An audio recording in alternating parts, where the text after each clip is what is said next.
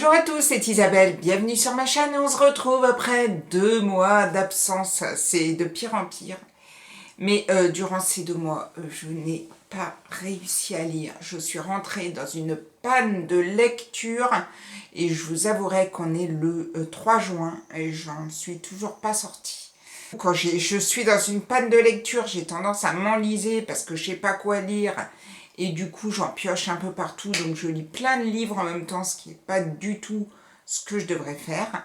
On va donc parler des livres que j'ai lus durant ces 2 derniers mois. Et durant ces 2 derniers mois, j'ai lu 2 livres papier et écouté un livre audio. Et le livre audio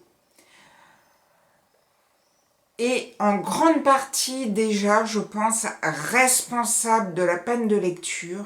Mais en même temps, je l'avais pris, ce livre audio, et je voulais quand même arriver à la fin. Mais ça m'a enlisé comme pas possible. Et je voulais le terminer, du coup, je ne lisais plus de livre papier. Et puis voilà quoi, on en est à 2 mois sans quasiment lire, puisque dans les livres papier, il y a un livre que j'ai moyennement aimé et un livre que j'ai adoré et que j'ai lu pendant mes vacances. Alors que d'habitude, je ne lis jamais pendant les vacances. Celui-là, je l'ai bouffé en 6 jours. Enfin, 6 jours pendant les vacances, c'est-à-dire j'avais très peu de temps pour lire, mais je me suis régalée. Donc, on va commencer par le fameux livre audio. Autant qu'on le fasse tout de suite, j'ai écouté Rentre avant la nuit de Lisa Jewell. Alors bon, c'est paru chez Hauteville au niveau papier, et donc moi je l'ai écouté sur Audible.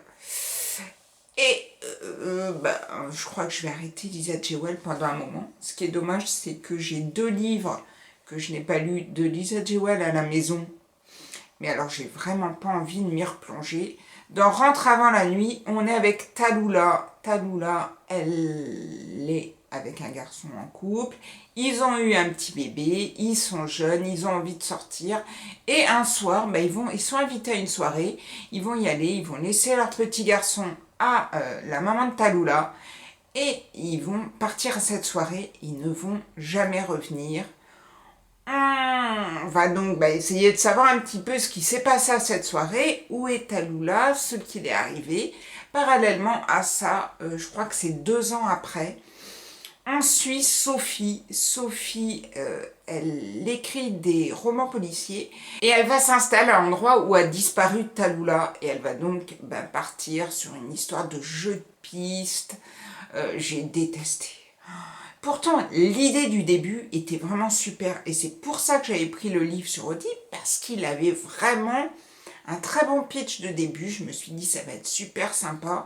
J'avais lu un livre de Lisa Jewell, je crois que c'était Comme toi, que j'avais pas vraiment adoré non plus, mais ça avait été encore. Là, celui-ci, c'était un fardeau. Pour moi, ça a été très difficile d'arriver au bout. Je n'en pouvais plus. C'est-à-dire que des fois j'écoutais le livre audio. Souvent les livres audio, je les écoute en marchant et tout. Par exemple le jeudi matin, en période scolaire, là on n'y est plus. Mais j'écoutais, je laissais ma fille au lycée. Donc après j'avais à peu près une demi-heure, 45 minutes à attendre. Je marchais un petit peu et puis j'écoutais mon livre audio. Mais ça en était réduit que je ne voulais même plus l'écouter. Et en même temps, je voulais aller au bout, donc j'ai traîné à mort et j'ai dû mettre 2 mois, les 2 mois là, à lire ce livre audio. Ce qui fait que je voulais absolument le terminer, je voulais le terminer, et au bout d'un moment, j'ai laissé, enfin, j'ai pas laissé tomber parce que je suis vraiment allée au bout. Mais il y a des moments, j'écoutais plus du tout, j'avais envie de lâcher un peu, et je suis arrivée à la fin. Voilà, c'était pas vraiment le livre du siècle. Tout du moins, moi, ça ne m'a pas plu. Peut-être l'avez-vous lu, et puis peut-être que vous, ça vous a plus plu que moi. Si oui, n'hésitez pas à me le dire. Mais moi, Lisa Jewell, je vais un petit peu laisser tomber. Oh là là, ça me fend le cœur parce que j'ai ces 2 bouquins que je n'ai pas lus, qui sont sur mon étagère. Peut-être que j'y retournerai, mais tout du moins, pas pour le moment. On va donc passer au livre papier. Et c'était au mois d'avril, ça devait même être début avril, au moment où j'ai filmé la dernière vidéo. Je vous avais dit que je commençais Toutes les vies d'Alice, de Lucie Castel, c'est paru aux éditions Charleston.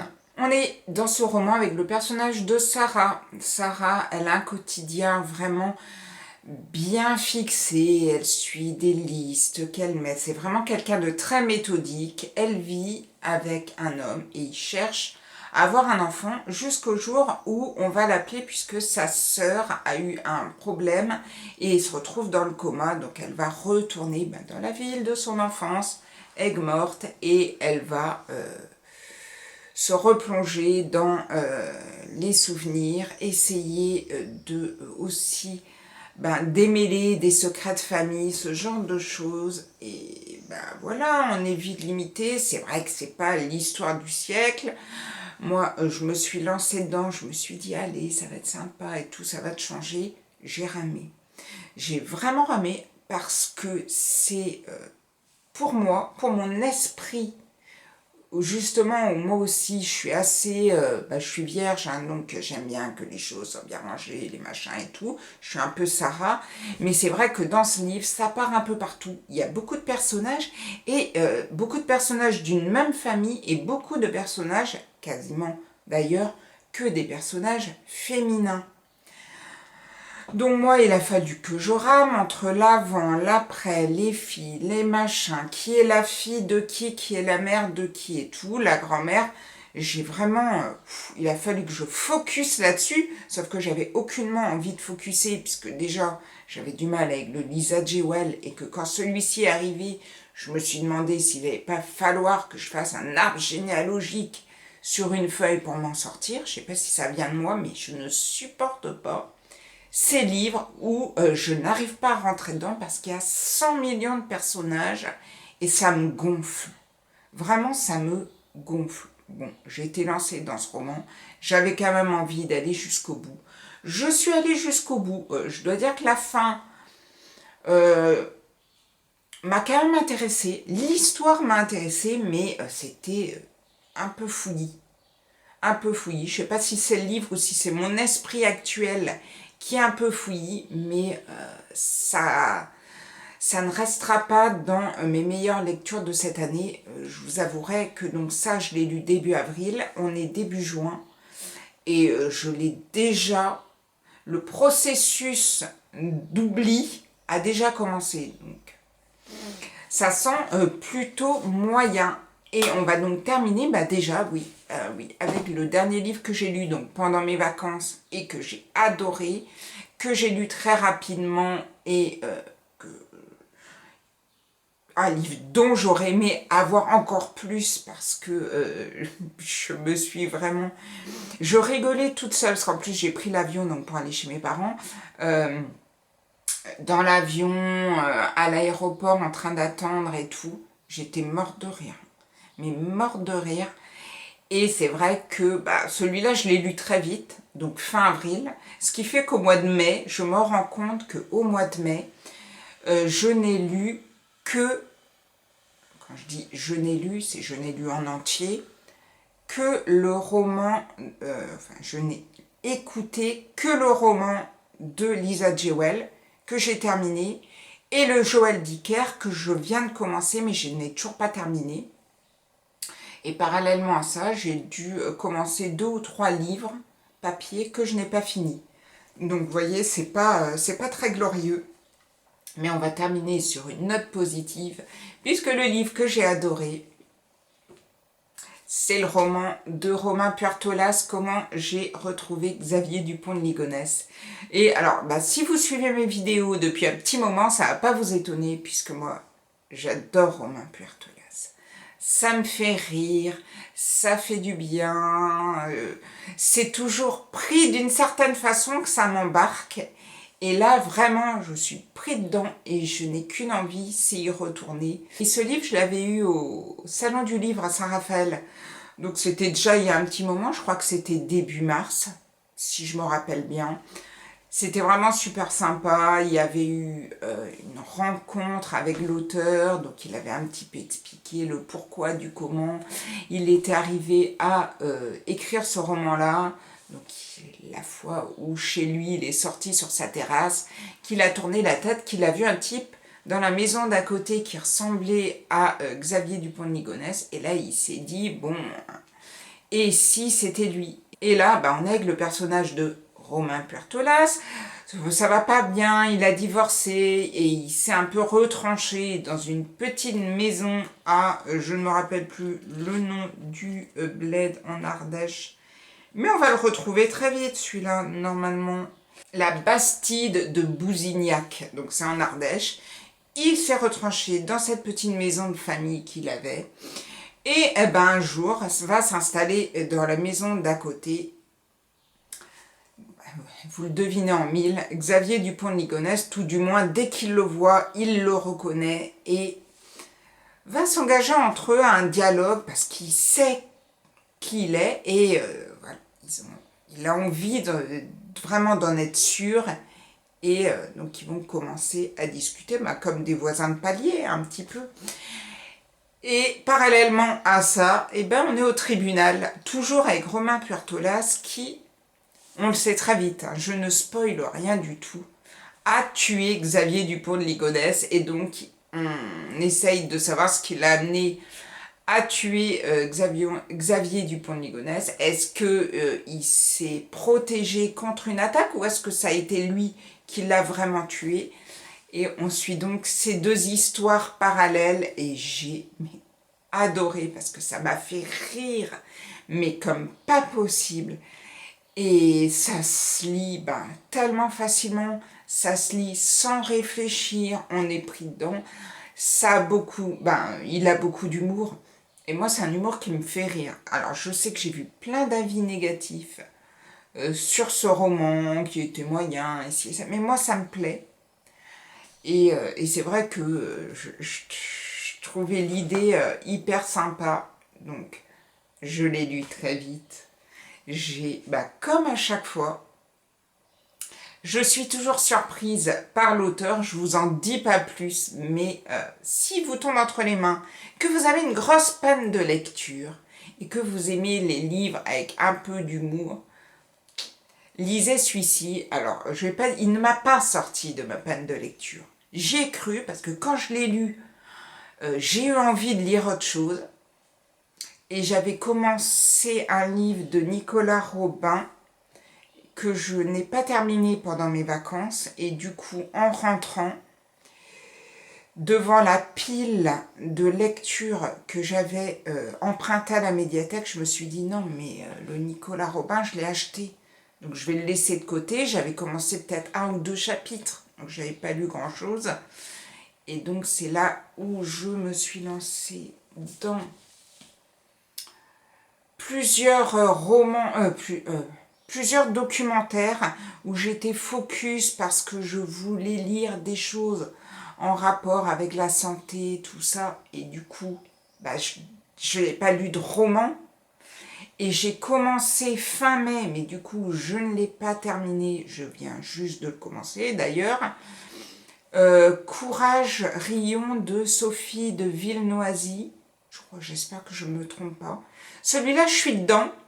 J'ai ramé longtemps. Et là, ça commence à m'intéresser, donc je vais aller jusqu'au bout.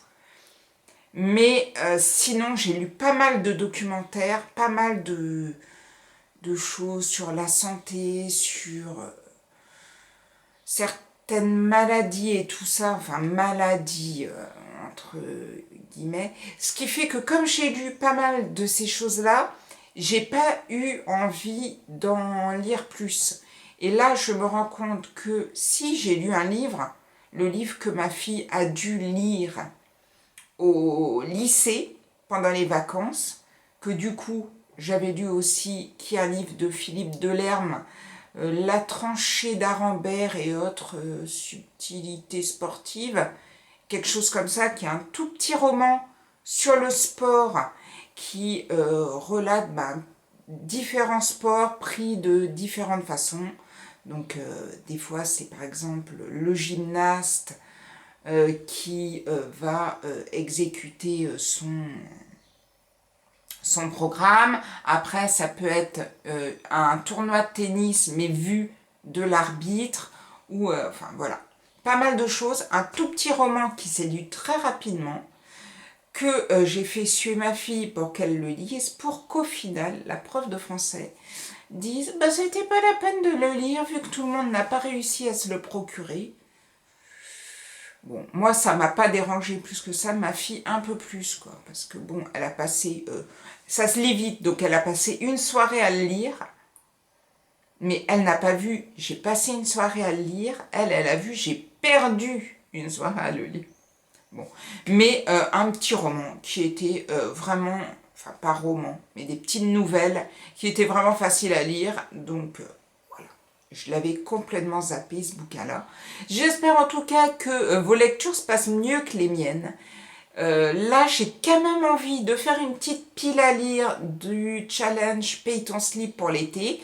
Je crois que ça commence au 1er juin, on est le 3 juin, donc il faudra peut-être que je me magne un petit peu pour faire cette pile à lire. Une fois que je l'aurai faite, je vous ferai la petite vidéo. J'ai honte parce que ma pile à lire de printemps, ben du coup, j'ai pas lu grand chose de la pile à lire. Et quand je vais devant ma bibliothèque pile à lire avec mes emprunts, il y a plein de choses que j'ai plus envie de lire. Alors je les prends, j'ai envie de les lire, et puis après, une fois arrivé devant, j'ai plus envie. Donc je pense que je vais faire une petite coupure sur tous les livres que j'ai vraiment plus envie de lire, que je vais rendre.